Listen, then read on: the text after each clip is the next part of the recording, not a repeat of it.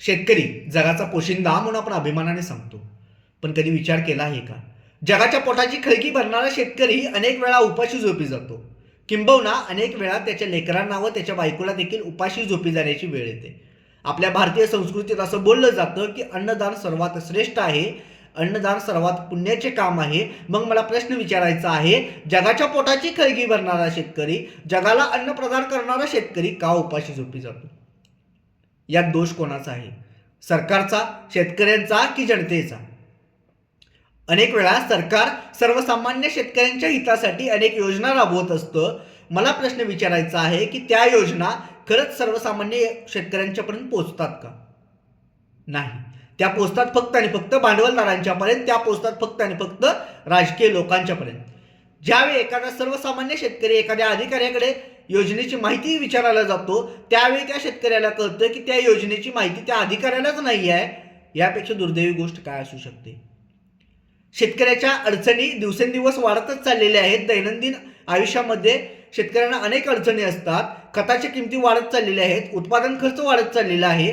मला फक्त प्रश्न विचारायचा आहे की ज्या पद्धतीने खताच्या किमती वाढत चाललेल्या आहेत, ज्या पद्धतीनं उत्पादन खर्च वाढत चाललेला आहे, त्या पद्धतीनं शेतकऱ्याच्या मालाच्या किमती वाढत चाललेल्या आहेत का? आपण म्हणतो की महाराष्ट्रामध्ये 4 ॲग्रिकल्चर युनिव्हर्सिटी आहेत. त्या 4 ॲग्रिकल्चर युनिव्हर्सिटीमधून रोज नवीन तंत्रज्ञान, रोज नवीन संशोधन बाहेर पडतं. मला प्रश्न विचारायचा आहे की ते तंत्रज्ञान, ते संशोधन ज्या शेतकऱ्यांसाठी आपण तयार केलेलं आहे त्या शेतकऱ्यांच्यापर्यंत पोहोचतं का? किंबहुना अनेकांचा हा प्रयत्न असतो की ते तंत्रज्ञान, ते संशोधन शेतकऱ्यांच्यापर्यंत नाही पोहोचलं पाहिजे.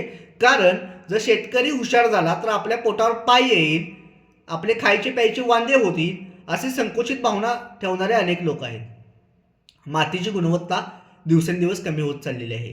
ज्या पद्धतीनं माती आधी पिकत होती त्या पद्धतीनं माती आज पिकत नाही आहे. जेवढं उत्पन्न आधी निघत होतं तेवढं उत्पन्न आज निघत नाही आहे. मग शेतकऱ्याला प्रश्न पडला आहे की आपण परंपरागत शेती करत आलेलो आहोत. आपला उदरनिर्वाह पूर्णपणे शेतीवर चाललेला आहे. आपल्या भरपूर पिढ्या ह्या शेतीवर अवलंबून होत्या. आपण पुढच्या पिढीसाठी, आपण आपल्या मुलांसाठी काय द्यायचं? आपल्याकडे एकच साधन आहे, ते म्हणजे शेती. ती शेती आपण आपल्या मुलांसाठी ठेवलेली आहे. पण ज्यावेळी आपण ती शेती आपल्या मुलांच्याकडे देईल त्यावेळी त्यातनं उत्पन्न निघेल का? कारण खरंच विचार करायसारखी गोष्ट आहे की मातीची प्रोडक्टिव्हिटी एवढी कमी होत चाललेली आहे, माती मृत होत चाललेली आहे. ज्या पद्धतीनं आपण रासायनिक खतं वाढवत चाललेलो आहे त्या पद्धतीनं माती भविष्यात खरोखर पिकेल का, हा प्रश्न खरोखर आहे. मग शेतकऱ्याला प्रश्न पडला आहे की परंपरागत आपण शेतीवर अवलंबून आहोत, आपला उदरनिर्वाह शेतीवर आहे, मग आपल्या मुलांनी आपला उदरनिर्वाह कशावर करायचा, हा प्रश्न आज शेतकऱ्याला पडलेला आहे. या सगळ्या अडचणी समोर घेतल्यावर मला एक प्रश्न पडतो की आपण BSc ॲग्रिकल्चर डिग्री कशासाठी घेतलो आहोत? BSc ॲग्रिकल्चर डिग्री फक्त आणि फक्त कृषी सेवा केंद्र टाकण्यासाठी किंवा बायोडेटावर BSc ॲग्री लिहिण्यासाठी डिग्री नाही आहे, किंवा एखादा चुटपुंजा जॉब करण्यासाठी ह्या डिग्री नाही आहे. तर खरोखरच आपण शेतकऱ्यांसाठी काहीतरी केलं पाहिजे, ह्यासाठी ही BSc ॲग्रिकल्चर डिग्री आपण घेतलेली आहे, असा माझा विचार आहे.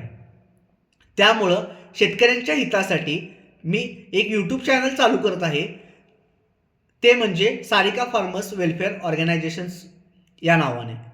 माती ही माझी माय आहे व त्या आईच्या संरक्षणासाठी मी माझ्या आईच्या नावाने हे यूट्यूब चॅनल चालू करत आहे. माझी सर्व शेतकऱ्यांना विनंती आहे की जास्तीत जास्त या चॅनलला शेअर करा, सबस्क्राईब करा व लाईक करा व ही जी इन्फॉर्मेशन मी तुम्हाला प्रोव्हाइड करणार आहे ती जास्तीत जास्त लोकांच्यापर्यंत पोहोचवून मला सहकार्य करा. जय जवान, जय किसान.